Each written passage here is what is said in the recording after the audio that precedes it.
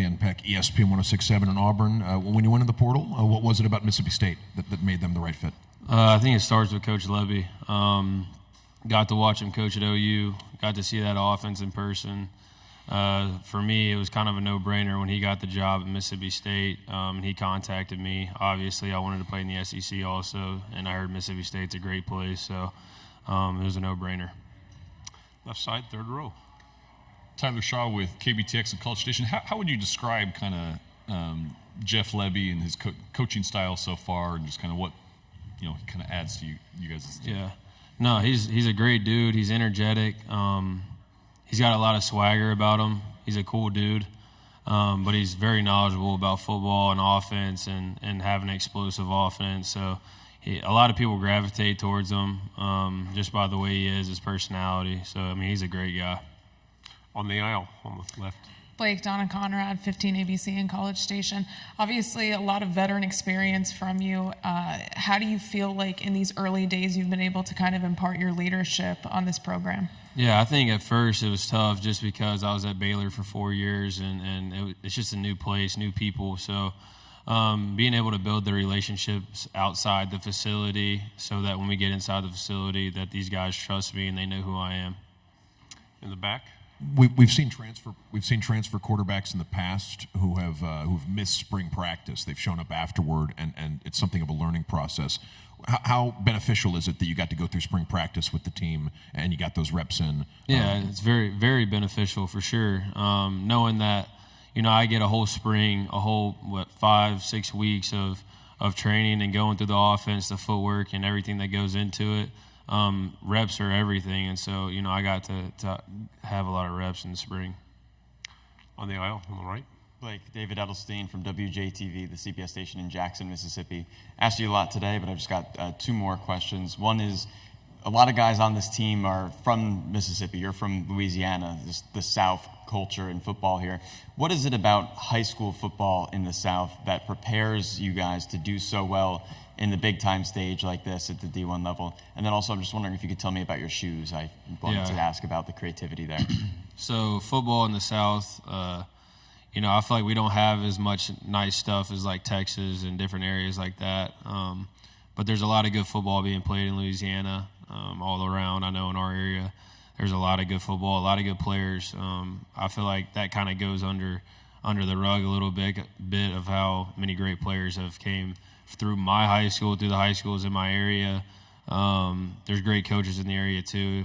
But in my shoes, I got Shreveport and my number and Romans 12:12 on the left, and then I got a baby picture of myself on the right with all my family members' names on it. Front row on the right. Blake, Eric Bailey with the Tulsa World. You mentioned seeing that offense in person. Do you remember that 2022 game, Dylan Gabriel winning up in Norman when you were with Baylor? And do you speak or get a chance to talk to former quarterbacks, Levy, when you were making that decision to go to Mississippi State? Or do you know Dylan at all? Yeah, so like I said earlier, like seeing it in person, that was a big deal for me.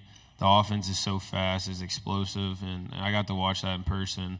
No, I didn't speak to any other quarterbacks that I played under him until recently. I had met Dylan at the Manning camp, and we spent a good bit of time together. And he's a great guy. He talked about the offense. We talked about Coach Levy and different things like that. So it's good having somebody like that in your corner too.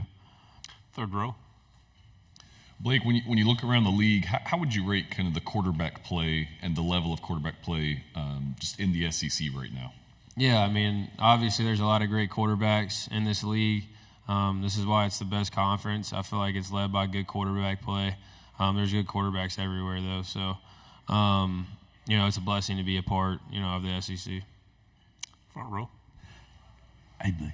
AP Stedham, AP and Kelly, as we see at syndicated radio. What did you learn at the Manning camp, and what can you say about the defenses in the SEC as opposed to your league you're transferred from Big 12? Yeah. The Manning camp was a blessing. I actually went to the camp as a kid, so just being able to be a counselor and get to experience that was a blessing. And obviously listen to Eli and Peyton, Archie and all those guys, just with the experience that they got was awesome. The difference in defense, between probably Big 12 and SEC. I feel like in the SEC they're going to test your talent a little bit, and they're going to play a lot more press man and test your athleticism and things like that more probably than the Big 12. In the Big 12, there's a lot of zone coverage. You're going to see a lot of zone coverage in the SEC too, but in the SEC they'll test you a little bit more. On the aisle. Coach Levy talked about the closeness and camaraderie and the importance of having it for this group. How have you and your teammates been able to do that so far headed into the season? Yeah, I think, like I was talking about earlier, like hanging out outside the facility, I feel like that's a big deal because you have to build these relationships before the season. Like, you can't just go onto a field and play with somebody you really don't know. So just hanging out, doing regular things like regular dudes do, I guess, and just building those relationships. The back. Blake, you were a big time baseball player coming out of high school. You chose football. Are you finished with baseball? And how did you make the decision to focus primarily on football? Yeah, I would like to say I am finished. It's hard to be like I'm done with baseball, but yeah, I'm probably done. And then what was the next? How'd you make the decision to focus on football rather than baseball? What factors led to that? So after my first year at Baylor, I went over to play baseball after the football season, and the quarterback coach was blowing me up every single day, like, come compete for the job. And next thing you know, I was over at baseball for like 3 weeks and then decided to go back and compete for the job. Are you amazed at the weight the Manning name carries in football, and particularly in Louisiana and Mississippi? Yeah, everybody knows who the Mannings are, and like I said, like, to be able to get to meet those guys, meet Peyton, Eli, and Archie, it was a blessing for me. You get to learn a lot of different things from them. Number of Super Bowls in that room combined through 3 of them, so it's a lot of good experience that I can take in. One thing Peyton has always been very proud of is it's a no-nonsense camp. It's not really set for autographs or any Falderall. Was it really just pure football? Yeah, like it was. It was funny because they told us no autographs too when we got there. And Peyton was actually my favorite player growing up, so I could have easily been that one that asked. But yeah, it's strictly football. Final question. Going into the season, and your teammates had said, Mississippi State's kind of overlooked and not a whole lot of high expectations. Do you embrace kind of that underdog role going into a season? Yeah, for sure. I think we all use that as fuel. We're looked at.